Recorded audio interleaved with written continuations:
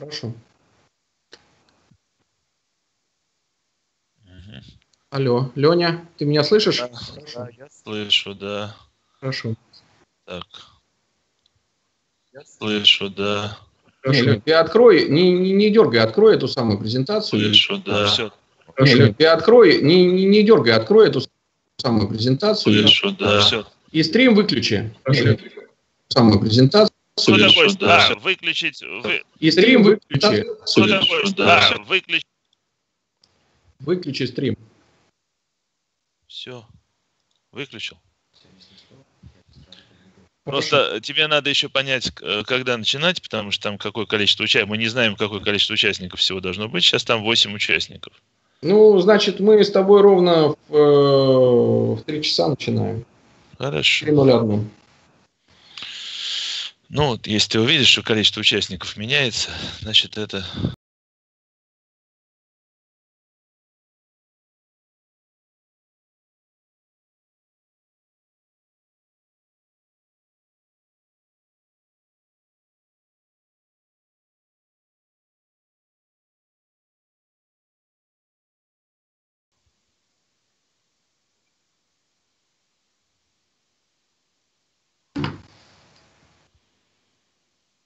Так, Леонид Борисович, телефончики отключи все. Да, я отключил. Так, я не вижу, где здесь количество участников. Пашу позови, он тебе покажет. Сейчас, одну секунду. Ну, чат видишь? Чат.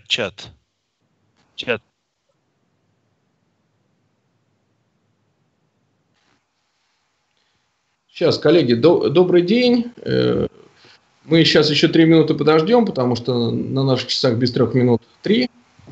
В 3 часа ровно мы начнем наш вебинар.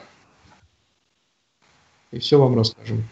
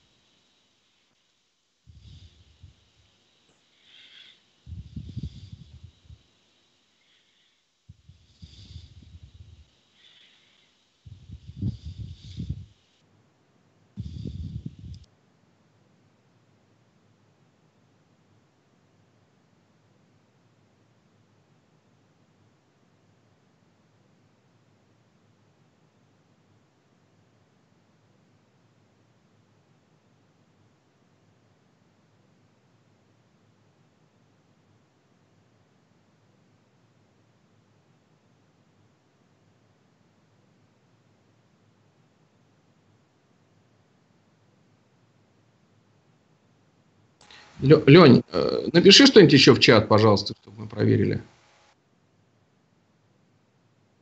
У Леонида Борисовича выключен микрофон. У тебя микрофон выключен. Я сейчас не смогу написать, я выключил стрим, чтобы не было, чтобы звук не Хорошо.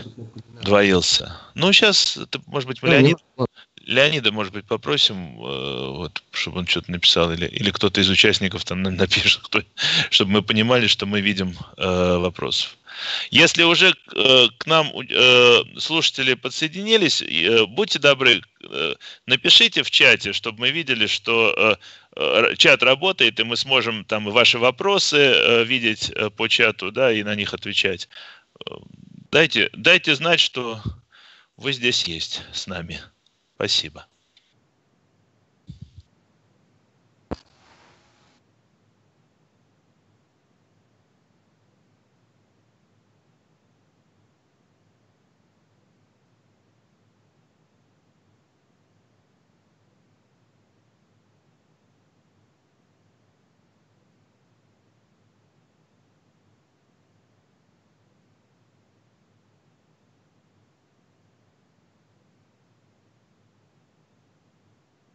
Так, вот к нам присоединился Игорь, как я вижу.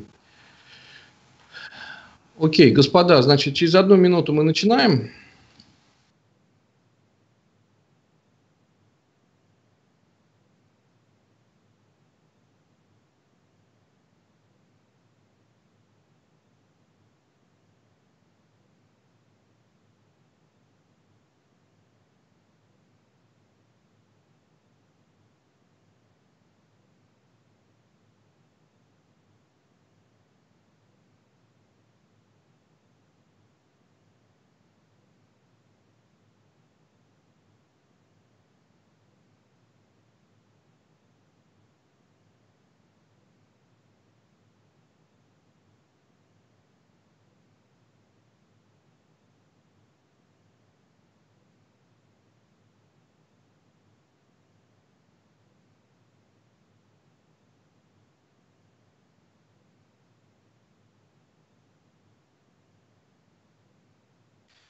Так, коллеги, добрый день.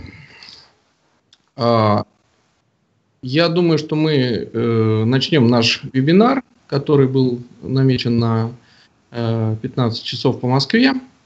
Вот. Я представлюсь, меня зовут Вадим Кириллович Финогенов, я генеральный директор консультационной компании ИПАК, город Москва. Лень, следующий слайд, пожалуйста.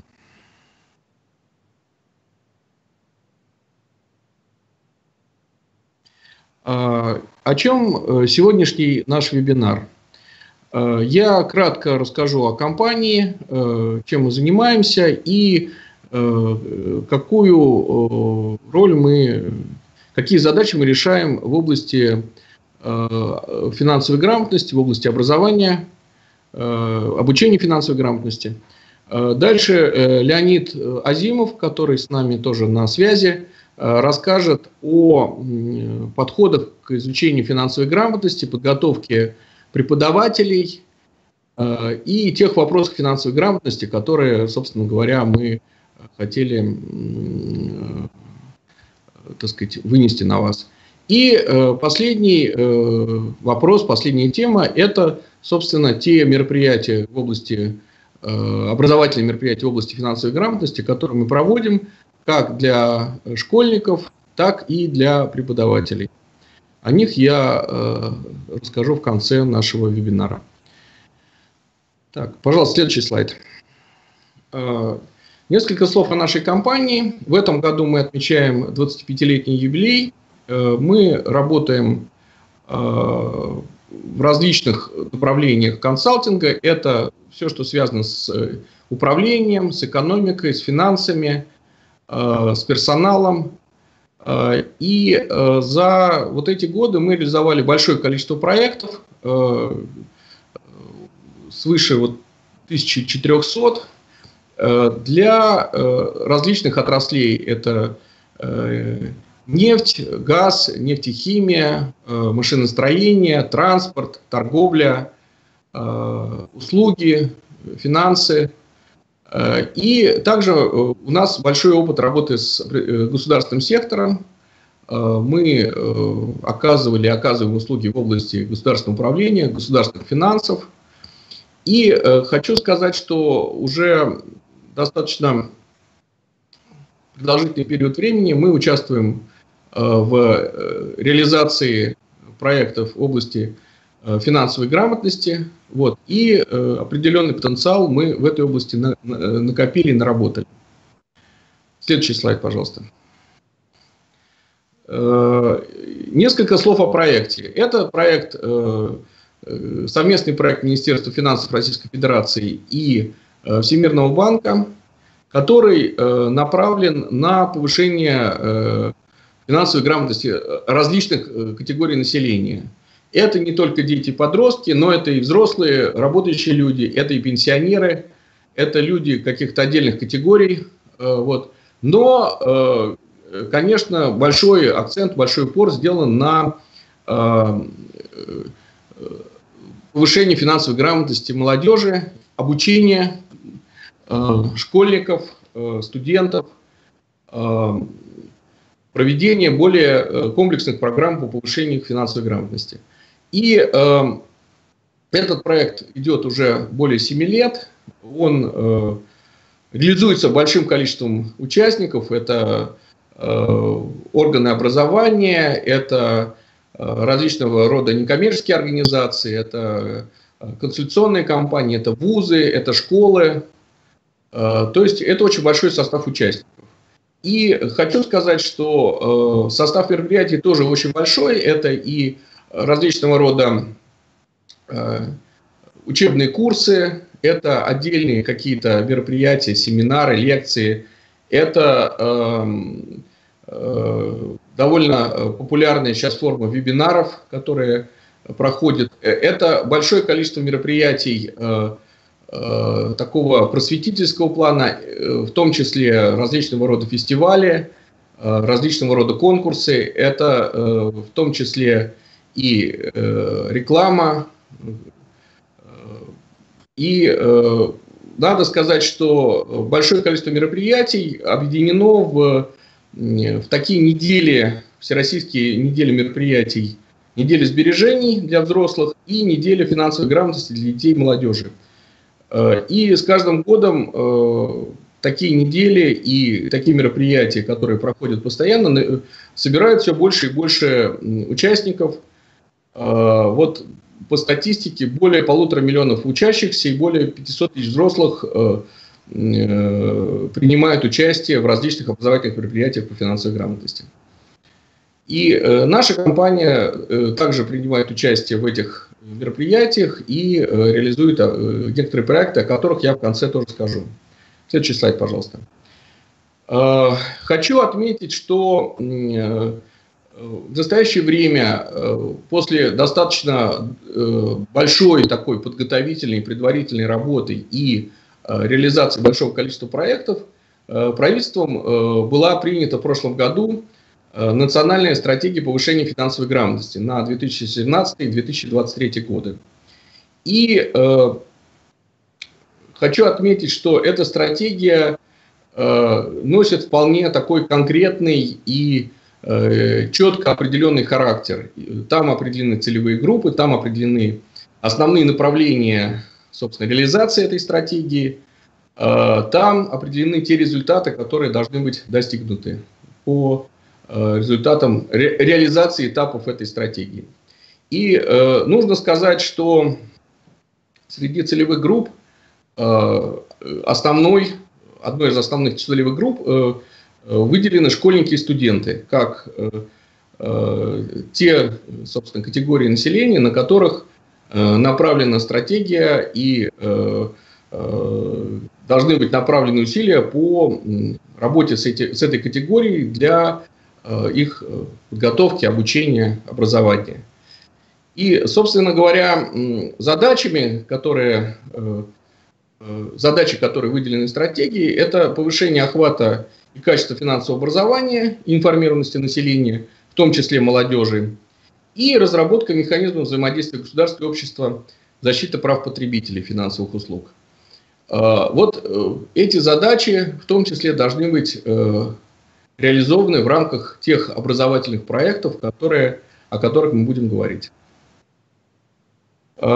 И теперь я хочу дать слово Леониду Борисовичу для того, чтобы он рассказал, собственно говоря, что мы понимаем под финансовой грамотностью, каковы ее для нас основные какие-то направления, ориентиры и, собственно говоря, рассказал о наших подходах к этой теме. Спасибо. Добрый день. Ну, мне очень приятно, что в Республике Коми сейчас тоже появляется интерес к обучению финансовой грамотности, к мероприятиям по повышению грамотности населения. И прежде чем мы будем говорить о том, что вообще говоря можно сделать для этого, какие мероприятия могут быть реализованы, все-таки надо, мне кажется, немножко сказать о том, что это такое финансовая грамотность. Так. Ну, в принципе, как любая система обучения, любая система приобретения каких-то знаний и навыков, да, это совокупность различных элементов, это не только знания, это не только навыки, это не только установки, это некое объединение их, да, и ну, я думаю, что вы, как педагоги и методисты, для вас это совершенно не новость. Вы мне скажете, что про любой там предмет школьный можно сказать, что это тоже объединение неких навыков, знаний и убеждений. Да, в чем здесь отличие? Отличие в том, что предмет, собственно, обсуждения – это жизненные ситуации, которые нас окружают, поскольку ситуации, связанные с деньгами, с ними мы сталкиваемся практически ежедневно. Чтобы вот объяснить, что это за ситуация, какие это знания, какие это навыки, какие это установки, я там буду использовать такой пример, который, может быть, немножко поначалу покажется странным, но он, мне кажется, очень нагляден, потому что он тоже относится к сфере нашей повседневной жизни, является абсолютно для нас естественным, и вот таким же естественным, как и должны быть знания в области управления личными финансами. Этот пример это чистка зубов. Значит, что объединяет финансовую грамотность и чистку зубов? Да? То есть знание о том, что надо чистить зубы, относится, как и знание о том, как управлять личными финансами, относится к базовым знаниям. Да? Если мы не можем рассказать и школьникам, и сами там для себя понять, что мы понимаем под управлением финансами простыми словами, простыми понятиями, то, наверное, это уже тогда, значит, какая-то не финансовая грамотность, это уже какая-то наука, которая тоже, наверное, полезно, но к финансовой грамотности отношения не имеет. Да? То есть там, как и когда мы объясняем школьникам, что надо чистить зубы, мы объясняем на простых примерах, что должно быть во рту чисто, не говорим там о каких-то процессах гликолиза углеводов и каких-то другие умные термины не используем. Говорим простыми словами про простые понятия. Также и про финансовую грамотность мы говорим достаточно просто. И это знания такие начальные, да, это не очень фундаментальная наука, да, это начальные знания, какие именно, мы поговорим чуть позже. Да. Второй момент, что финансовая грамотность – это сфера прикладная.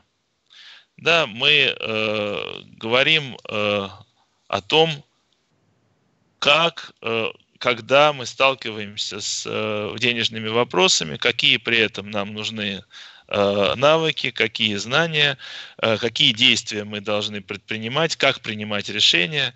То есть мы говорим о вещах практических. Мы говорим не о теории, не о каких-то глобальных процессах, мы говорим о том, что окружает нас в нашей жизни. Соответственно, не только знания, как я уже сказал, но и навыки. Да? Бессмысленно знать, что надо чистить зубы, там, чтобы был эффект, надо иметь навык, надо уметь пользоваться щеткой и так далее. Так же самое и знания в области финансовой грамотности, они должны сочетаться с наличием практических навыков, как эти знания применить, в каких ситуациях, какие еще нужны навыки помимо просто каких-то специальных финансовых, экономических, базовые навыки. Мы об этом тоже поговорим. Установки. Да, установки – это то, что помогает нам не очень много времени тратить на раздумья о том, как себя поступать, как себя вести, как поступать. Да? То есть мы не думаем о том, чистить нам зубы или не чистить. Это уже есть установка. Надо это делать. Точно так же, когда мы, например, думаем, брать кредит или не брать кредит, у нас должна быть установка. Прежде чем брать кредит, надо посчитать, смогу ли я его вернуть. Да, вот эта установка должна быть. Важный момент, что установки должны быть правильными. Да? Если у меня есть установка «кредит – зло», и ни в коем случае нельзя его брать, ну, наверное, я себя немножечко там обезопашу от каких-то проблем, но, с другой стороны, большого количества возможностей, которые мне дает использование заемных средств, я себя лишу. Поэтому установка должна быть правильная.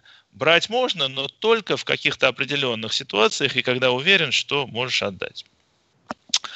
И еще важные моменты про финансовую грамотность, которые тоже можно проиллюстрировать той же самой чисткой зубов, что финансовая грамотность, знания и навыки в области финансовой грамотности – это не самоцель.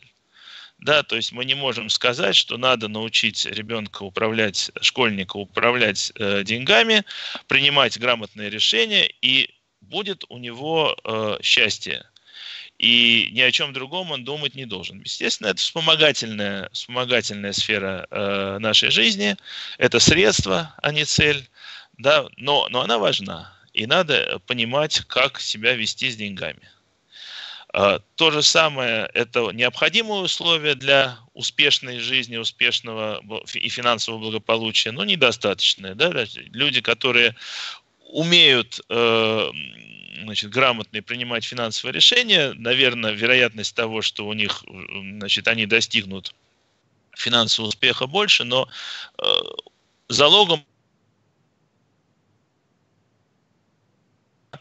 труд, профессионализм, удача и еще много разных факторов. Да? То есть финансовая грамотность – это важное условие, но недостаточно. Это мы тоже должны понимать, что речь не идет о том, что вот давайте сейчас научимся финансовой грамотности, и будет нам счастье.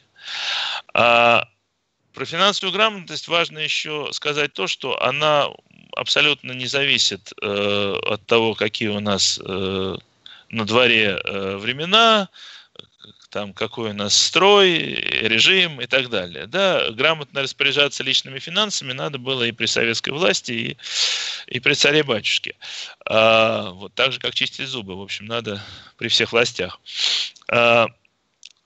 Важный момент еще, да, что финансовая грамотность актуальна для всех, как и чистка зубов.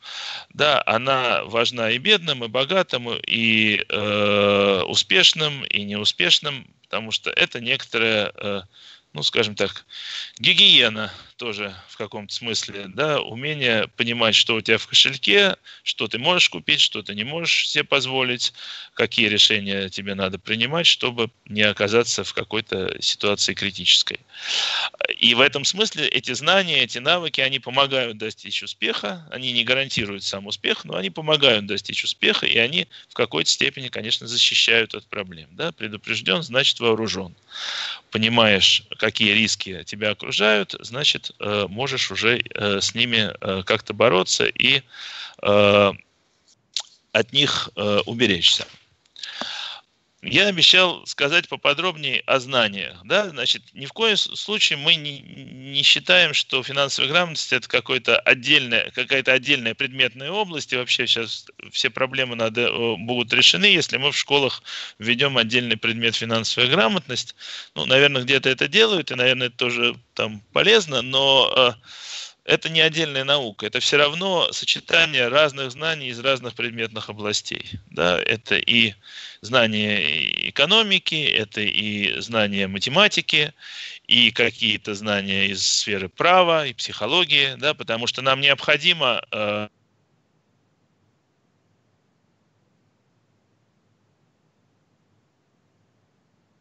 знать свои права. Да, это разные знания, и самое их объединяет то, что это знания прикладные. Да? Мы не претендуем на то, что мы выучим экономику в рамках обсуждения проблем финансовой грамотности или права, или математику и так далее. Мы как раз пользуемся этими предметными областями, чтобы на их материале сформировать те навыки, те знания и установки, которые нам помогут потом во взрослой жизни, нашим школьникам и взрослым тоже помогут управляться со своими финансами. Про навыки.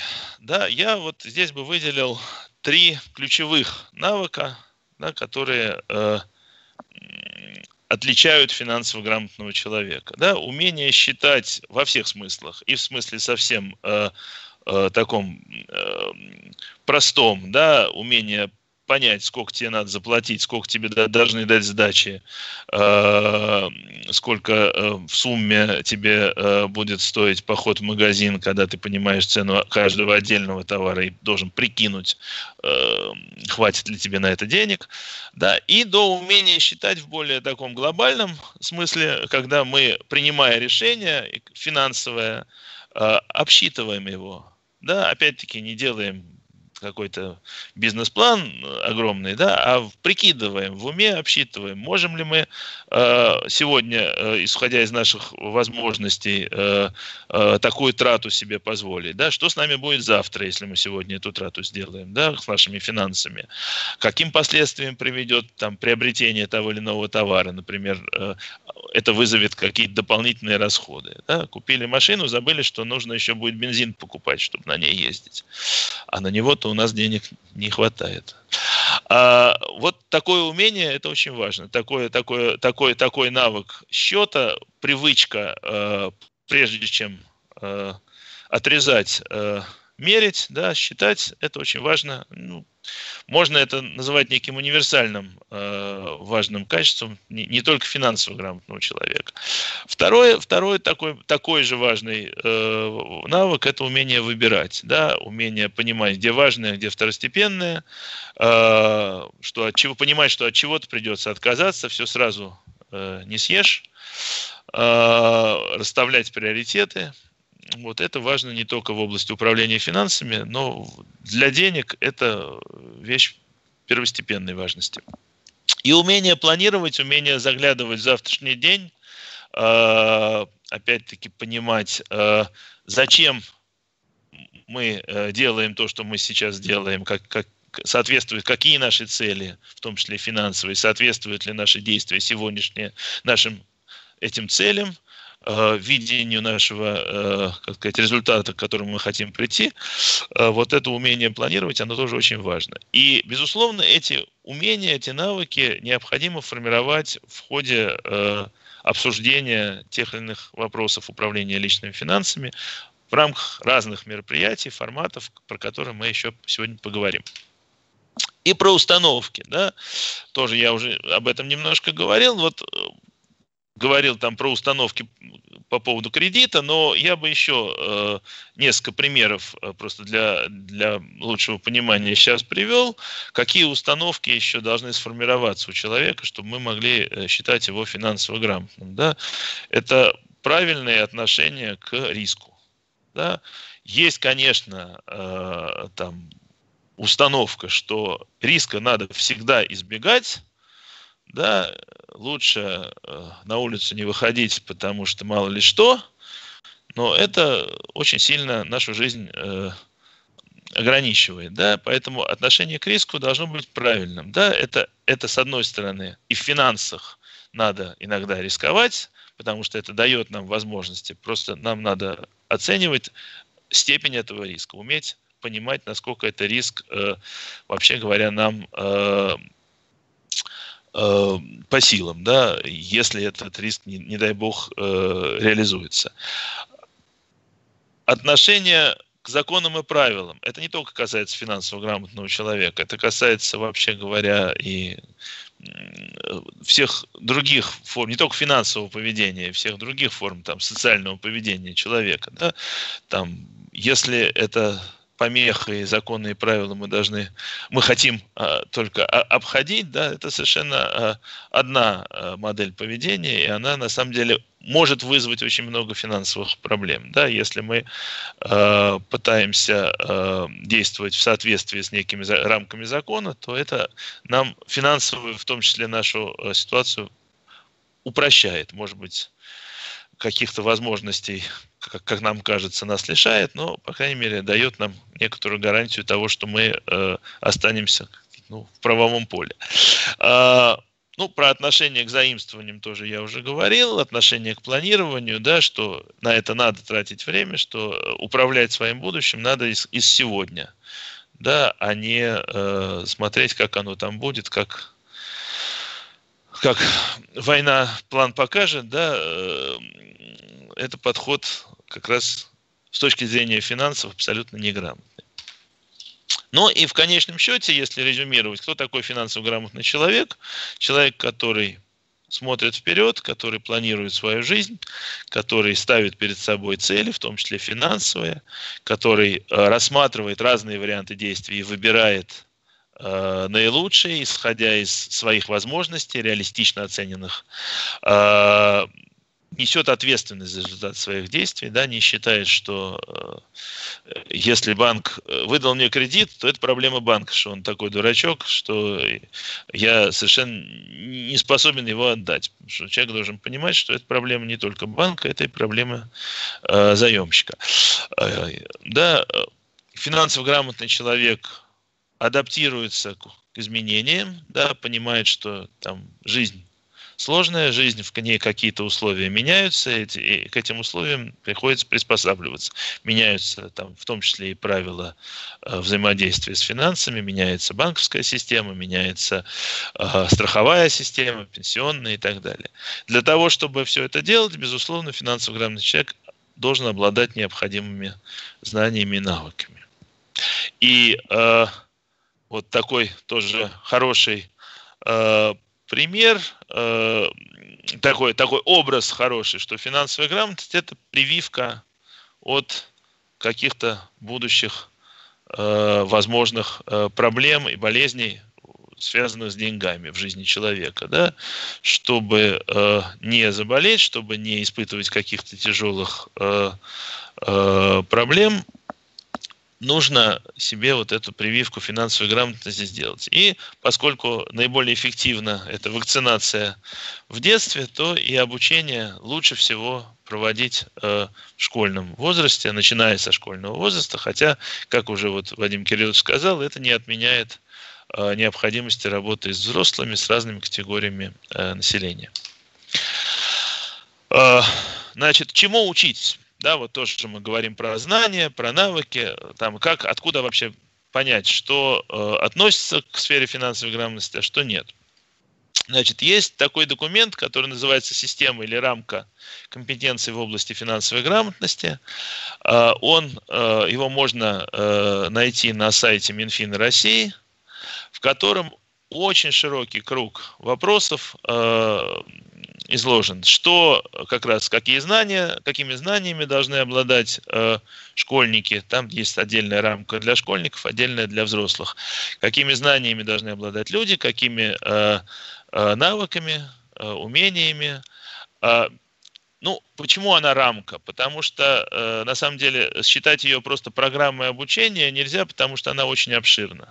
И, вообще говоря, уже задача педагогов, задача разработчиков учебных материалов выделить из этой рамки те аспекты, те вопросы, которые наиболее актуальны, с которых нужно начать в первую очередь. Но это во многом зависит и от региональных условий, особенностей, да, от того, какие проблемы сами потребители, родители школьников, школьники, взрослые и другие, да, сами какие проблемы видят они наиболее острыми для себя, да, не понимаю, как свести концы с концами, не понимаю, как управлять бюджетом, не понимаю, как брать или не брать кредит, да, как страховаться или нет, да, то есть какие проблемы наиболее актуальны, в общем-то, с них и надо начинать, потому что, повторюсь, мы, в общем-то, не говорим о фундаментальной системе знаний, да, о том, что все должны получить экономическое и финансовое образование. Я боюсь, что это и невозможно, и, наверное, и все-таки не нужно. А мы говорим о прикладных знаниях в тех областях, которые нам в жизни в первую очередь могут пригодиться. При обучении каких подходов мы, собственно, рекомендуем придерживаться? Начинать от простых вещей, идти к более сложным, да, ну, понятно. Если мы говорим об обучении школьников, начинаем от тех вопросов, которые для школьников понятны и близки, да, про кредиты, про сбережения, про страхование. Наверное, это там для них еще может быть сложно, особенно если мы говорим о школьниках не выпускниках, а вот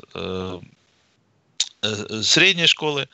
Да, мы начинаем, например, вот если говорить о подходах наших образовательных программ, да, мы начинаем с расходов, да, потому что все в семье тратят деньги, все понимают, что есть расходы у семьи, понимают, что на них нужны деньги, нужно их как-то планировать, есть какие-то расходы, которые повторяются изо дня в день. Да, а потом уже от расходов идем к доходам, от доходов идем к сбережениям, и от сбережений к, значит, инвестициям и так далее. Тоже, если второй подход, это начинать с вещей более, как сказать, интересных, более завлекающих, да, потом уже, когда школьник проявил какой-то первый интерес, переходим на, как сказать, более такие основательные темы, хотя более серьезные, хотя, может быть, ему они сначала бы показались скучными. Да? То есть сначала, например, говорим про кредитные карты, потом объясняем природу кредитов. Ну и от внешнего к внутреннему, да, то есть тоже сначала мы объясняем некие правила, не суй пальцы в розетку, да, на простом, опять-таки, языке, потом начинаем объяснять, почему. Что в этой розетке внутри, да, то же самое, не говори никому пин-код, просто как запомни, не спрашивай почему, запомни и делай, да. Потом все-таки там начинаем объяснять, с какими рисками связано нарушение этого простого правила. Ну, про тему обучения я уже сказал. Начинаем с простых вещей, с понятных: потребности, расходы, деньги, потом какие-то инструменты финансовые, которые человек использует, кредиты, вклады, инвестиции. Потом уже более такая глобальная тема: финансовое планирование, постановка финансовых целей, взаимодействие человека и, как сказать, окружающей его там экономической, социальной среды, там, как, вообще говоря, мы функционируем в этом экономическом мире, как потребители, как налогоплательщики, как, значит, какие-то еще роли мы выполняем, да, какие права у нас есть, как их можно защищать. Вот как бы вот тоже идем от более близких, более прикладных вещей к более сложным. Ну и акценты тоже, чтобы как-то резюмировать, да, акценты, которые при любой теме, при обсуждении любой темы мы должны делать, это ориентация на практику, да, на навыки, то есть не на заучивание терминов, там, а на действительно понимание того, как себя вести. Да? То есть можно потратить много времени, запоминая вместе со школьниками умное, красивое слово «аннуитет», да? А можно поговорить о том, как считать приблизительно, да, сколько тебе придется ежемесячно выплачивать по кредиту, если ты возьмешь на такой-то срок такую-то сумму. Да? А потом уже объяснить, что если эти равными долями ты распределяешь этот кредит и процент, тело кредита и процента, это и называется аннуитет. То есть термины – это тоже хорошая вещь, но не самоцель, не в начале, а в конце. Значит, формировать привычку у школьников к анализу разных вариантов. Не бывает единственного решения, не бывает на самом деле ситуаций в области управления деньгами своими, ситуаций абсолютно однозначных, что вот единственный способ сейчас решить проблему — достать миллион. Да? Наверное, есть какие-то другие варианты, их надо анализировать. Ориентация на жизненные ситуации при обучении, да, то есть мы стараемся максимально смоделировать реальные возможные ситуации, поставить ребенка, школьника в эти ситуации и предложить ему подумать, что он будет в этой ситуации делать. Да, рассмотрение вопросов с точки зрения потребителя. Да, то есть мы говорим о банках не с точки зрения того, как банковского работника, как работает банк, какие у него функции, какие у него там операции, а мы говорим с точки зрения потребителя. Я пришел в банк, что я могу от этого банка получить, какие услуги, и как мне себя с ним вести, как мне взаимодействовать, какие документы смотреть, на что смотреть и так далее. Ну, то же самое мы говорим про коммуникации, про умение коммуницировать и не только с банками, с различными финансовыми институтами, с государством, по вопросам своих финансовых финансов и своих прав в области получения финансовых услуг. Вот. На этом я, значит, свою часть завершу. Значит, дальше мы поговорим уже о том, какие, собственно, мероприятия в сфере обучения, да, и воспитания финансового могут быть проведены. Мы не претендуем на то, чтобы сейчас сказать вообще все, что можем. Мы говорим о своем опыте, о тех мероприятиях, которые мы сами проводим. И я думаю, что вот Вадим Кириллович сейчас расскажет и пояснит, почему мы считаем эти мероприятия достаточно эффективными. Да, спасибо, Леонид Борисович. Значит, я хотел... Алло, меня слышно? Алло, меня слышно? Я тебя слышу, во всяком случае. Хорошо. Значит, я хотел несколько слов сказать, да, о тех мероприятиях, которые мы проводим, отработали как для школьников, так и для педагогов. Вот. И, как мне кажется, все эти мероприятия объединяют интерактивные подходы. Что мы вкладываем в слово интерактивность и интерактивный подход? Это активное участие тех, скажем так, слушателей, участников, которые в эти мероприятия вовлекаются. То есть подход, о котором и Леонид Борисович говорил, заключается в том, что мы не сторонники подхода, когда преподаватель вещает, вот, школьники, студенты или педагоги записывают, потом их опрашивают, проводят какую-то, так сказать, проверочную работу или какие-то задания. И вот, собственно, это весь формат обучения. Безусловно, мы понимаем, что существуют традиционные форматы в образовании, мы на них не покушаемся, но мы говорим о том, что те мероприятия, которые мы продвигаем, те, которые мы разрабатываем, они построены на том, что участники их активно, так сказать, участники их активны, скажем так. Вот. И это, безусловно, создает дополнительные возможности для того, чтобы вот те компоненты, о которых говорил Леонид, а именно знания, навыки, установки, соединялись в некоторые практики, в некоторые такие действия, которые участник вынужден совершать в рамках наших мероприятий. И я хочу сказать, что мы разрабатывали и разрабатываем мероприятия для школьников, для студентов. Отдельный проект у нас был для воспитанников, соответственно, учреждений для детей-сирот и оставшихся без, так сказать, попечения родителей, для пенсионеров и большая группа мероприятий для педагогов и методистов. Значит, и вот о нескольких таких мероприятиях хочу сейчас рассказать. Значит, Леонид Борисович, следующий слайд, пожалуйста. Первое, о чем я хочу сказать, это мероприятие, которое мы назвали фестиваль День независимости. Это большое такое праздничное мероприятие в том самом интерактивном формате, когда мы вместе с Российской академией народного хозяйства и государственной службы в регионах собираем педагогов, методистов, это первый день нашего фестиваля, и проводим для них такой большой интерактивные мероприятия, лекции, игры, обсуждения. То есть это серия таких семинаров, в котором все эти форматы участвуют. Посвящены эти семинары, собственно говоря, тому, как в интерактивных форматах преподавать финансовую грамотность.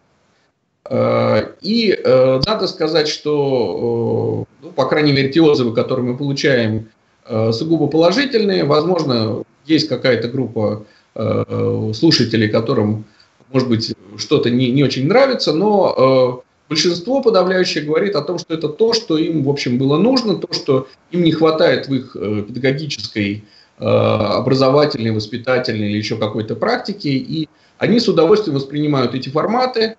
Надо сказать, что мы, в общем, предлагаем слушателям готовые форматы, те, которые мы уже разработали, те, которые мы отработали в рамках проекта «Финансовый лагерь», отработали в рамках семинаров отдельных для школьников, отработали в рамках наших проектов образовательных. И вот, собственно, тот опыт, который у нас был наработан, мы передаем слушателям этого семинара, этого первого дня фестиваля. А второй день – это, собственно, воплощение тех форматов, о которых мы говорим для школьников. То есть собирается команды школьников, которые примерно, это 100, может быть, иногда чуть больше 100 школьников, которые разбиты на команды, и в течение целого дня они играют в различные игры, участвуют в различных активностях. То есть это и большая деловая игра, это и мини-игры, это отдельные викторины, это отдельные конкурсы, это настольная игра. Все это происходит параллельно, соответственно, участники распределяются по всему этому фестивалю, и у них есть возможность поучаствовать во всех этих играх. У них есть цель собрать наибольшее количество очков. Вот, мы объявляем победителей по итогам нашего фестиваля, но я хочу сказать, что все уходят счастливыми и довольными, немножко уставшими, и, как мы надеемся, с мыслями и с некоторыми, так сказать, вопросами относительно того, что же они знают, и что же они не знают, и что они умеют, и что они не умеют. Я хочу сказать вот свое личное наблюдение, меня поразившее, когда один мальчик подошел к своей учительнице, а в этом наблюдают этот фестиваль, эти действия учителя, которые приходят с командами школьников. Он сказал: Марья Ивановна, я наконец понял, зачем нужна математика. То есть, когда школьник долго бился над какими-то задачами практическими и не мог сделать, вот он тут наконец понял, что у него есть определенные пробелы математических его знаний. Но, конечно, мы не хотим сказать, что мы должны показать какие-то пробелы. Это скорее возможность школьника и поиграть, и проявить некоторую активность, но и приобщиться, собственно говоря, вовлечься в процесс обучения финансовой грамотности. И такие фестивали проведены уже в 6 регионах, в 6 крупных городах России. Это Пятигорск, Астрахань, в Подмосковье мы проводили, в Петрозаводске, в Нижнем Новгороде, в Екатеринбурге. И еще 2 города, в которых мы в самое ближайшее время проводим такие фестивали, это Хабаровск и Новосибирск. И параллельно с этим сейчас проходит конкурс школьных творческих работ, где школьники рисуют, точнее не рисуют, а создают такие видео, маленькие сюжеты, посвященные финансовой грамотности. То есть мы хотим вовлечь школьников в различные форматы и поддержать этими форматами, в том числе наш фестиваль. Вот. И что я хочу еще сказать по поводу фестиваля День независимости, это подготовленный формат уже на сегодняшний день, то есть мы достаточно четко его отработали, у нас есть, в общем, весь необходимый реквизит, тайминг, сценарии, количество участников, количество модераторов и так далее. То есть это, в общем, уже достаточно такой готовый продукт, который, вообще говоря, могут проводить другие модераторы, не обязательно наши специалисты. Вот. И он может быть как в начале какого-то события или действия, как в начало некоторой программы обучения, так и наоборот, как завершение программы, как подведение итогов.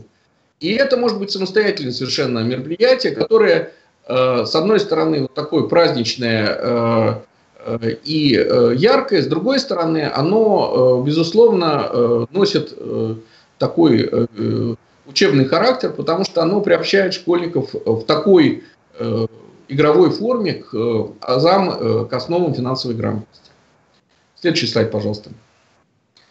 Я хочу сказать о другом проекте, который мы сейчас тоже активно реализуем. Реализуем мы его второй год. Тема этого проекта «Учимся финансовой грамоте на ошибках и успехах литературных героев». Со всей страны мы собираем работы школьников в жанре эссе, научно-исследовательской работы, какого-то очерка. У нас есть также изобразительные работы в этом году. И вместе с учителями они готовят эти работы, присылают их нам. Мы анализируем, оцениваем работы, даем иногда обратную связь и подводим итог. Этот проект мы делаем вместе с экономическим факультетом Московского государственного университета. Подводим итог на конференции, на которой приезжают школьники, приезжают родители, приезжают учителя. Мы обсуждаем актуальные вопросы, собственно говоря, финансовой грамотности и связь финансовой грамотности с литературой. То, о чем сказал Леонид, о том, что эти знания, эти подходы, они многоликие, многообразные. И когда мы читаем русскую литературу, мы находим массу примеров, массу вопросов и ответов о том, как поступать в жизни. И это, с одной стороны, мне кажется, важно для школьников, показать им, что русская литература – это не то, что нужно обязательно проходить по программе и совершенно скучно и неинтересно, а есть совершенно жизненные, реальные, интересные вопросы, которые можно обсудить, которые можно посмотреть, которые можно прочитать и которые можно описать в своей работе. Вот. И мне кажется, что и финансовая грамотность в этом смысле тоже становится более объемной, более интересной, более живой, а не просто некоторые теории, которые оторваны от каких-то жизненных сюжетов.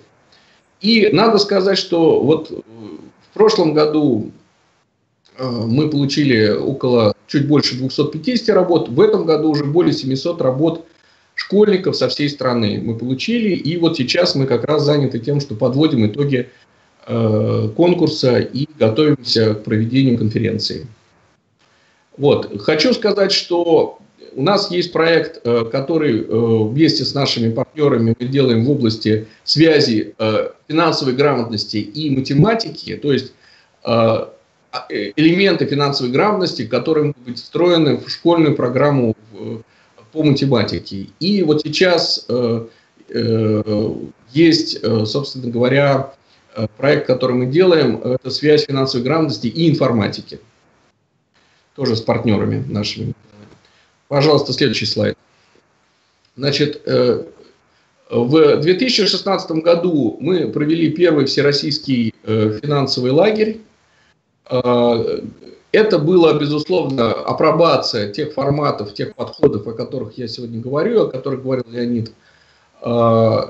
Из большого количества желающих мы, в общем, выбрали 36 участников, и в течение 2 недель это был очень такой интенсивный, но в то же время интересный курс, когда летом в Подмосковье участники учились немножко, ну, в общем, у них были определенные такие учебные мастер-классы, где мы им давали теорию.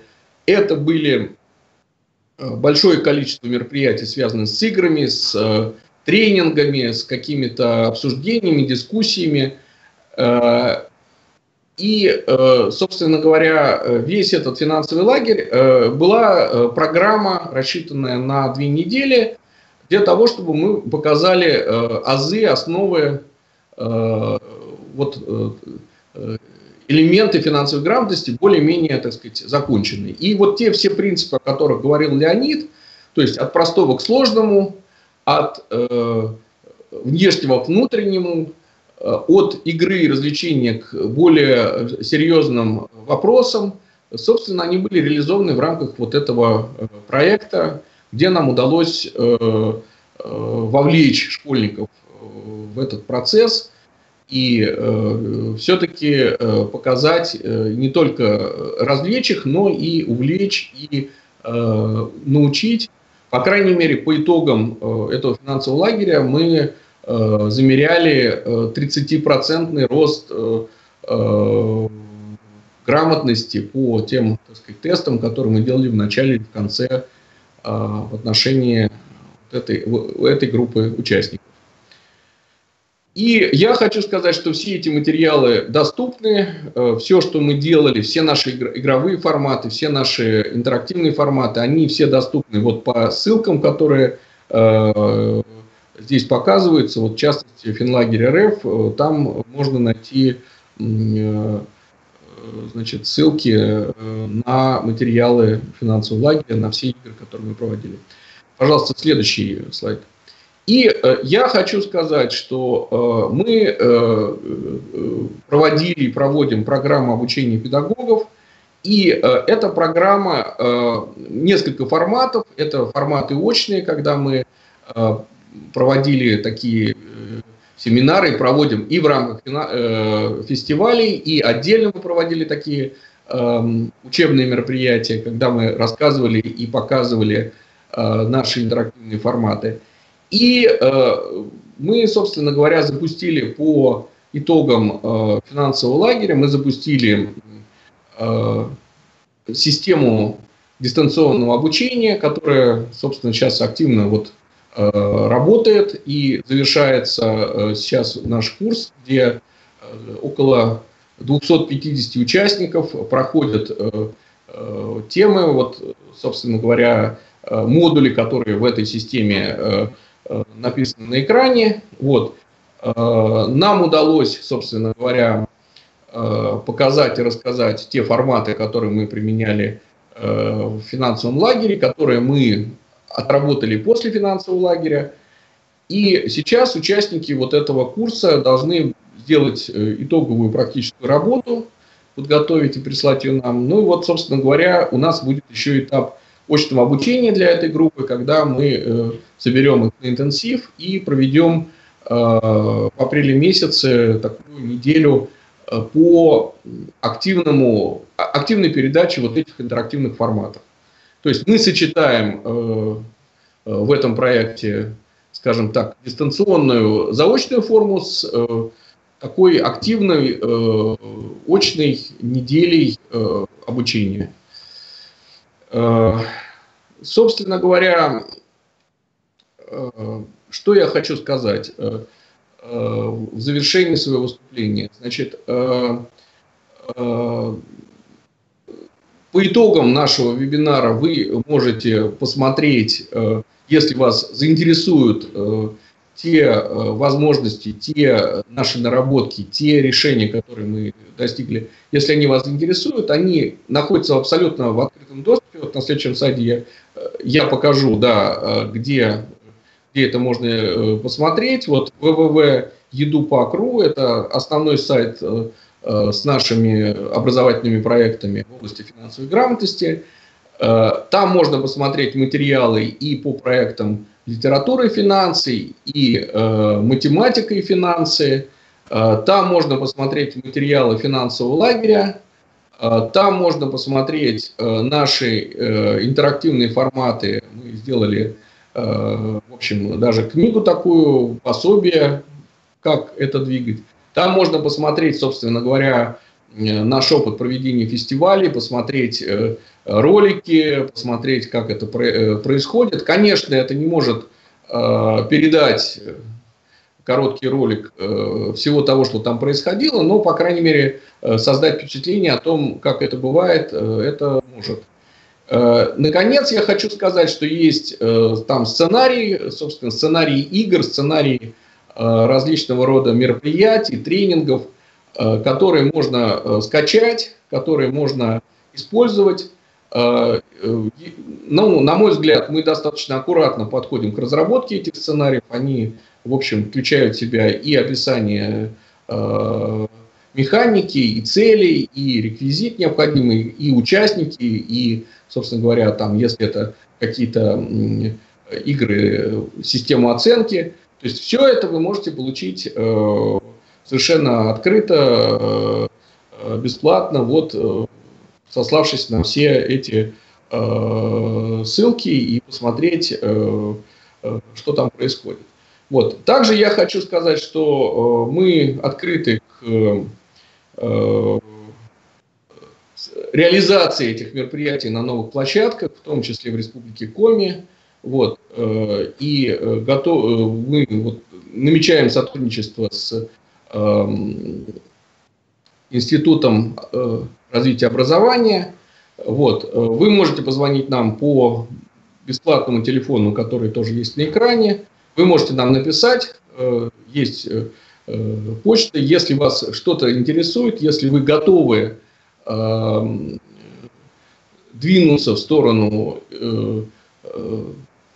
преподавания финансовой грамотности, в сторону реализации интерактивных форматов, о которых мы говорили. Если вас заинтересовали какие-то решения, то мы с удовольствием готовы с вами эти вопросы обсудить. Ну, на этом я завершил. Если у нас есть какие-то вопросы сейчас. Так, ну, вопросов у нас пока никаких нет. Поэтому, коллеги, если сейчас вопросы никакие не поступают, то тогда мы будем считать, что мы нашу тему сегодняшнюю исчерпали, и благодарим вас за внимание. Еще раз хочу сказать, что будем рады, если вы откликнетесь и напишите нам или расскажете о своих каких-то мыслях и идеях. Спасибо. Спасибо за внимание.